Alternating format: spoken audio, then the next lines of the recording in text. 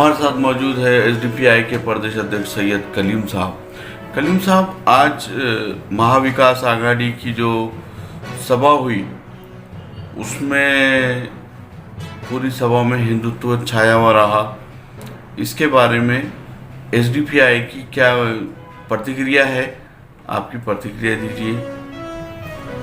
जी, आज का जो महाविकास आघाड़ी का जनसभा जो औरंगाबाद शहर के अंदर हुई, वो जनसभा के अंदर जो बड़े बड़े लीडर शिवसेना के, कांग्रेस के, राष्ट्रवादी कांग्रेस के आके जो भाषण किए, उन्होंने जो बोले हैं, बात किए हैं, ये बात को अगर हम गौर से देखेंगे तो इसके बाद ही हमको समझ में आएगा कि बीजेपी आज शहर के, पूरे महाराष्ट्र राज्य के अंदर जो अपना नफरत फैलाने का काम कर रही है और जो जगह जगह महाराष्ट्र राज्य के अंदर माहौल ख़राब करके अपनी ताकत बनाने के अंदर लगी हुई है।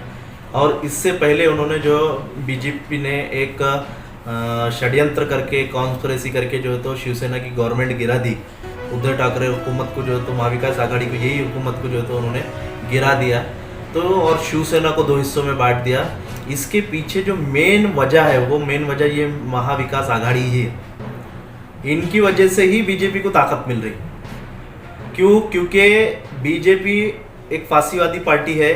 ये फांसीवादी पार्टी के अगेंस्ट में जो सेकुलर ताकत रहेंगे वही इनको रोक सकते हैं। हिंदुत्व को हिंदुत्व नहीं रोक सकता।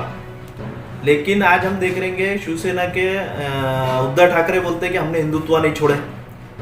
कांग्रेस वालों के जो लीडरान हैं, ये लीडरान हिंदुत्व रंग के अंदर रंग चुके हैं। चाहे वो अशोक चौहान जो अभी आज आके उन्होंने बात की है, हिंदुत्व वाली, ऐसा लग ही नहीं रहा कि ये शिवसेना का लीडर है या कांग्रेस का लीडर है। सेम जो चीज है एनसीपी का है। एनसीपी के भी जो अजीत पवार आए हैं, उनका पूरा भाषण ऐसा लग ही नहीं रहा है कि ये एनसीपी की शरद पवार की पार्टी है। ये ऐसा लग रहा है ये जो तो लीडर भी बीजेपी या शिवसेना का है। तो ये लोग जो है तो इनको रोक नहीं सकते। जो हकीकत में सेकुलर रहेगा, धर्मनिरपेक्ष रहेगा, यही बीजेपी को रोक सकता, दूसरा कोई नहीं रोक सकता। अच्छा, ये महाविकास आघाड़ी बनी थी एक कॉमन मिनिमम प्रोग्राम के तहत।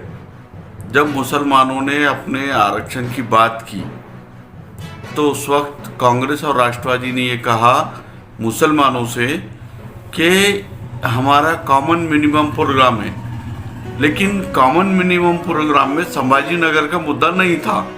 तो फिर ये कैसे आ गया उसमें? जी, ये जो अलायंस हुआ है महाविकास आघाड़ी का, उन्होंने जनता को ये आघाड़ी बनाते वक्त तो कुछ कहा और अब कुछ लाइन पे ये लोग चल रहे हैं। मतलब जनता को, महाराष्ट्र राज्य के ये लोग भी धोखा दे रहे हैं। जैसा बीजेपी, भाजपा और शिंदे सरकार जो है तो यहाँ की महाराष्ट्र राज्य की जनता को धोखा दे रही।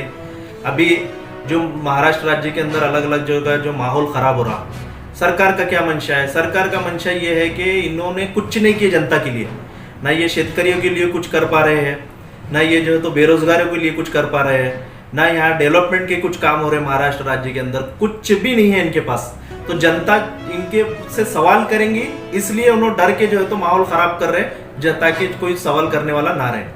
अब ऐसे ही ये महाविकास आघाड़ी है, इन्होंने बोला हम जो है तो कॉमन मिनिमम प्रोग्राम करेंगे बोल के, लेकिन ये कॉमन मिनिमम का एजेंडा छोड़ के अभी इन्हों पूरे के पूरे जो तीनों चारों उसके अंदर पक्ष है, बड़े बड़े पक्ष, ये पक्ष भी हिंदुत्व के नाम पे ही एक हो रहे। मतलब क्या हो रहा है कि अभी जैसा मिसाल के तौर पर कांग्रेस का कल तक खुला स्टैंड है कि वो औरंगाबाद शहर का नाम चेंज करने के फेवर में नहीं थे। आज अशोक चौहान स्टेज पे खड़े रह के बड़े फक्र से जो है तो संभाजी नगर बोल रहे हैं। तो इनका कॉमन मिनिमम प्रोग्राम हिंदुत्व है और हिंदुत्व के नाम पे ही ये बीजेपी को हराना चाहते हैं। यही इनकी सबसे बड़ी गलती है। सिर्फ ये गलती नहीं, मैं तो बोलूंगा ये महाविकास आघाड़ी की सरकार की बेवकूफ़ी है। ये बेवकूफ़ी ने इनको जो है तो अपनी सरकार गंवाने के ऊपर मजबूर कर दिया। आगे भी इनसे कुछ होने वाला नहीं है। ये जो है तो बीजेपी को ही ताकत देंगे आगे भी। अभी तो संभाजी नगर हुआ नहीं है, ये अभी कोर्ट में भी और मंत्रालय के सचिवालय में भी अभी विचाराधीन है। इस पे ऑब्जेक्शन लिए गए हैं, अभी ऑब्जेक्शन दे के भी कोर्ट में भी ये मामला पेंडिंग है। फिर भी कांग्रेस के अशोक चौहान, बाला साहब थोरात, अजीत पवार एनसीपी के, धनंजय मुंडे एनसीपी के, ये सब संभाजी नगर बोल रहे हैं। तो क्या इन्होंने सेकुलरिज्म छोड़ दिया या हिंदुत्व अपना लिया? जी, अभी देखिए जो सरकार में बैठी हुई है एकनाथ और फडणवीस सरकार, एकनाथ शिंदे की और फडणवीस सरकार की, ये लोग हमको मालूम है, ये लोग जो है तो डेमोक्रेसी के अंदर यकीन रखने वाले लोग नहीं हैं। ये बाबा साहब के संविधान के ऊपर यकीन रखने वाले लोग नहीं है। ये तानाशाह पे चलने वाले लोग हैं। फडणवीस, देवेंद्र फडणवीस, ये भी तानाशाही के ऊपर चलने वाले आदमी है। एकनाथ शिंदे, ये भी जो है तो तानाशाही के ऊपर चलने वाली है। डेमोक्रेटिक प्रोसेस क्या होता है, डेमोक्रेटिक सिस्टम क्या होता है, डेमोक्रेटिक के अंदर जो है तो जनता को किस तरह से विश्वास में लिया जाता है, ये सारी चीज़ों को ये लोग कभी भी जो है तो विश्वास नहीं रखेंगे। इसको जो है तो कुचलने वाले लोग हैं।